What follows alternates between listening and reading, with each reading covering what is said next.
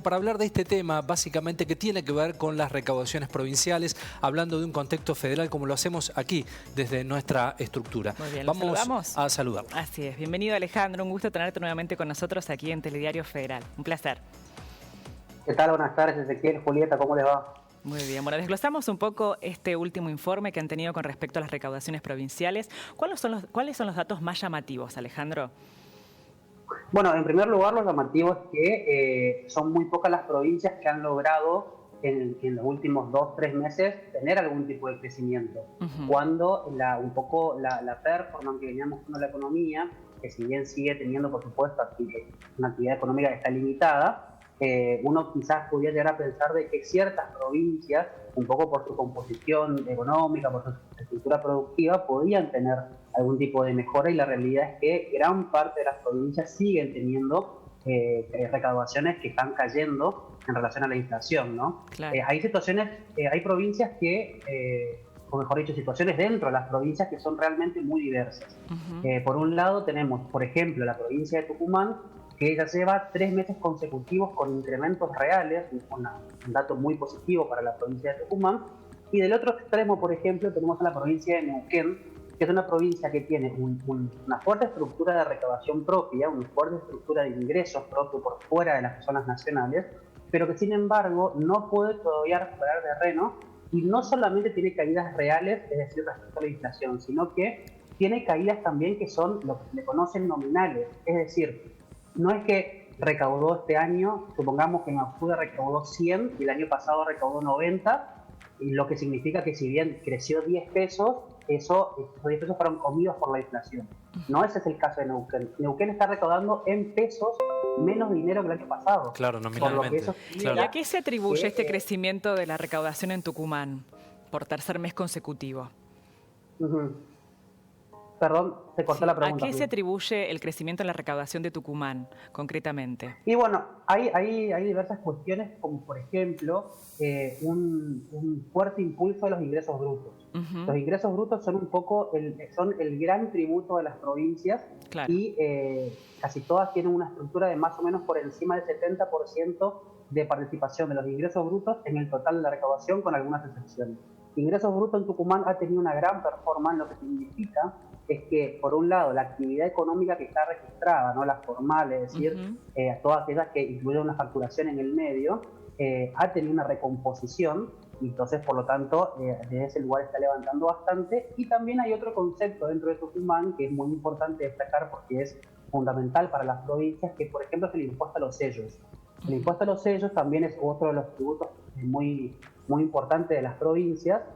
Básicamente grava contratos, entonces a mayor ejecución de contratos, mayor firma de contratos nuevos de cualquier índole, no inmobiliario, control de servicios, etcétera, eso también genera una mayor masa impositiva. El caso tucumano, decimos, ingresos brutos tuvo una gran recuperación. Ahora, ¿por qué? Y porque la actividad económica había caído muy fuerte en los primeros meses de pandemia, y después tuvieron una suba bastante considerable después de haber tocado un piso muy alto, muy bajo, perdón. Cuando uno cae mucho... Pero es real el crecimiento, no tendría que ver directamente con ese pico tan bajo que han tenido, ¿no?, con ese piso. Los primeros 2 meses de crecimiento tenía que ver un poco con este piso, ¿no? Con esta gran caída y el rebote. Ahora, el último mes nos marcó que había una tendencia, sobre todo en los ingresos brutos, de una cierta estabilización, le llamamos, ¿no? Como que la facturación, por ejemplo, de ingresos brutos, la recaudación, perdón, de ingresos brutos, como que llegó a un punto de equilibrio. Entonces eso es muy positivo para la provincia, porque ese punto de equilibrio, en cuanto a variación, ¿no?, de respecto al año pasado, está en valores por encima de la inflación, lo que genera, por supuesto, fondos frescos para las provincias, sobre todo porque llegamos a diciembre, que es un mes muy complicado, como hablábamos la vez pasada, ¿no? Alejandro, ¿en cuánto ha influido, imagino que mucho, el contexto pandémico, y qué es lo que esperan las provincias en cuanto a revertir este cuadro para lo que resta del año y el próximo?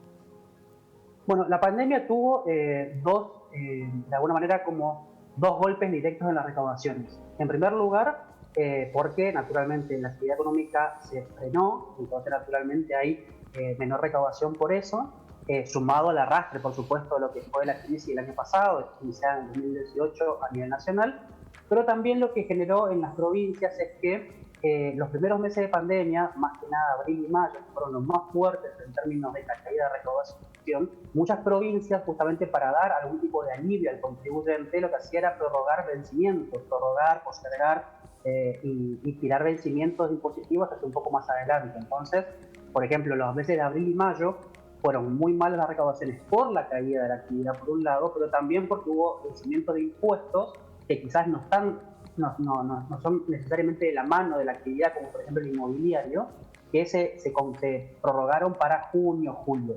Entonces, eso también, la pandemia generó eso, ¿no? El contexto A partir de económico, ahí después hubo rebote. el contexto económico, Alejandro, te iba a consultar respecto a la retracción de la gente para pagar. Digo, los impuestos es uno de los primeros atributos que el contribuyente no paga, deja de pagar, y hay un correlato directo con la caída de la recaudación. Digo, ¿cómo se actúa en pandemia y en crisis económicas ante la situación de inestabilidad económica? Digo, ¿dónde se visualiza básicamente la caída de la recaudación en el contribuyente específicamente? Y bueno, básicamente lo que vos decís, ¿no? Los impuestos son una de las primeras cosas que no solamente las personas individuales, ¿no?, sino también las empresas postergan en momentos de crisis. Entonces, naturalmente, por un lado, hubo postergaciones, como te decía, de los vencimientos para que se paguen después, y por otro lado también, por supuesto, hubo una gran masa de contribuyentes que dejaron de pagar, y muchas provincias, en base a eso, lo que hicieron fue crear facilidades de pago, para que toda la gente que no pagó en ese momento pueda empezar a ponerse al día y generar en la provincia un flujo de dinero que no es tan fuerte, pero que ayuda, por supuesto. Después tenés impuestos que vos no podés dejar de pagarlos. Por ejemplo, a ver, un profesional paga ingreso bruto en cualquier transferencia que le dé a su cuenta, ¿no? Por ejemplo, con la retención del CISCREP, perdón, que son una de las formas que se retiene ingreso bruto. Hay algunas cuestiones que la persona no puede desligarse, pero de cualquier manera, por supuesto que las provincias reciben mucho menos que eso. Entonces, estuvieron muy atadas las provincias a los recursos de origen nacional, a través de coparticipación por un lado, que básicamente para la gran mayoría de las provincias es lo que más fondos les genera, y también de transferencias no automáticas que el gobierno nacional destinó a las provincias a fines de compensar justamente la masa de recursos propios que no podía cobrar y que tampoco podía ni siquiera forzar a cobrarlos, porque era un momento en que muchísima gente no tenía ninguna posibilidad de hacerlo. Entonces, a partir de ahí se equilibraron medianamente las cajas, o por lo menos compensaron cierta pérdida para poder seguir cumpliendo con sus obligaciones presupuestarias. Así es, muy interesante el informe porque realmente refleja, bueno, las realidades tan diferentes que hay en nuestro país, ¿no? Mencionamos Tucumán, mencionamos Neuquén. ¿Qué pasa con el resto de las provincias, Alejandro? Y bueno, por ejemplo, Formosa en el mes de octubre tuvo su primer crecimiento real en todo el año, al igual que la Ciudad Autónoma de Buenos Aires. Son dos distritos que mostraban caídas durante los primeros 9 meses del año, y en octubre tuvieron una recuperación en términos reales, un poco también explicado por esto que hablábamos antes, por este rebote a partir de una cierta estabilización de la actividad económica. Y después hay provincias que durante todo el año han tenido comportamientos muy volátiles, pero siempre tirando hacia la baja, ¿no? Siempre de alguna manera con una caída en la mayor parte de sus meses.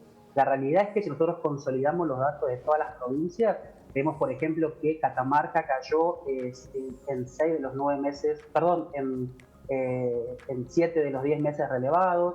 Chaco, por ejemplo, tuvo apenas 2 meses de crecimiento real en todo el año. Córdoba tuvo caídas reales en todo el año, obviamente que con picos y con pisos.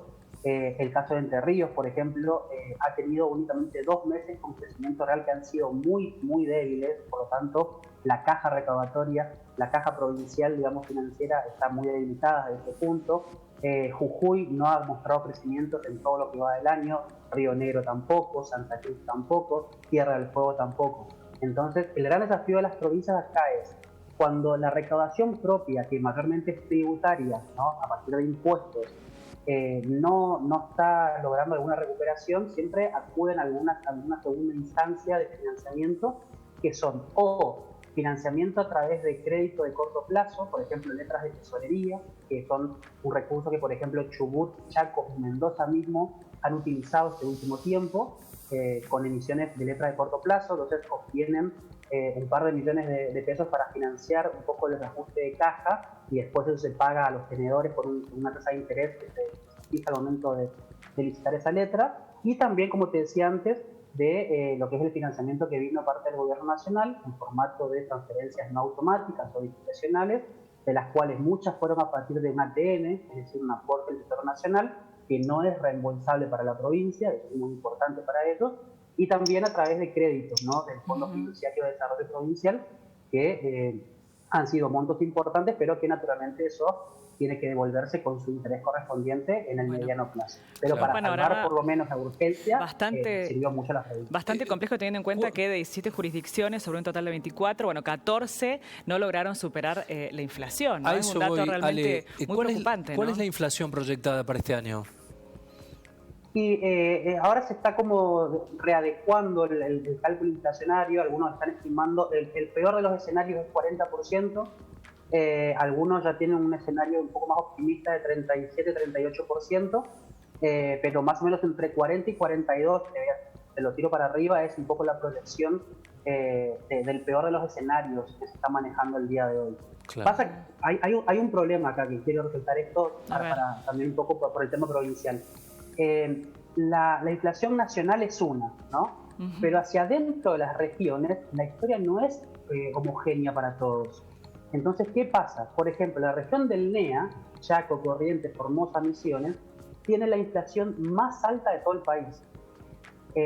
La región del NOA y la región de Cuyo tiene la segunda y tercera inflación más alta de todo el país, y que son más altas que la media nacional, que el IPC nacional, que siempre leemos una vez por mes, que el INDEC difunde, ¿no? Entonces, cuando hablamos de que Chaco, por ejemplo, cae 11% real, si eso estaba calculado en base al IPC nacional para darle cierta uniformidad, digamos, a los datos, pero cuando lo ajustás por la inflación propiamente dicha del NEA, eso cae todavía un poco más. Claro. Entonces la cuestión inflacionaria es muy problemática, porque pensemos este último dato que doy del NEA, por ejemplo, donde nosotros un poco más nos especializamos.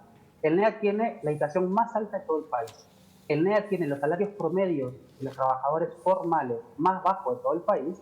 Y en el NEA, por ejemplo, es la región donde los hogares deben destinar más dinero de sus ingresos en compra únicamente de alimentos. Y por ende le queda muy poco margen de sus ingresos para algún otro tipo de gastos, ya sea necesario o ya sea ocioso. Entonces, cuando hablamos de inflación, tenemos que mirar siempre hacia adentro de las regiones. No es lo mismo una inflación en la región del NEA, supongamos en Chaco, en Formosa, que una inflación en Tierra del Fuego, Chubut, ¿se entiende? Entonces eso es lo más problemático. Sin duda los números con los que se ve el país desde Capital Federal son muy diferentes a los que se viven realmente en el interior de cada provincia. Una lectura con varios matices provinciales. Alejandro Pegoraro, director de Consultora Politicón Chaco, gracias como siempre por el tiempo y por la predisposición. Por todo el material y el trabajo, por supuesto. Esperamos encontrarte nuevamente por aquí. Gracias. A su disposición. Por favor, muchas gracias.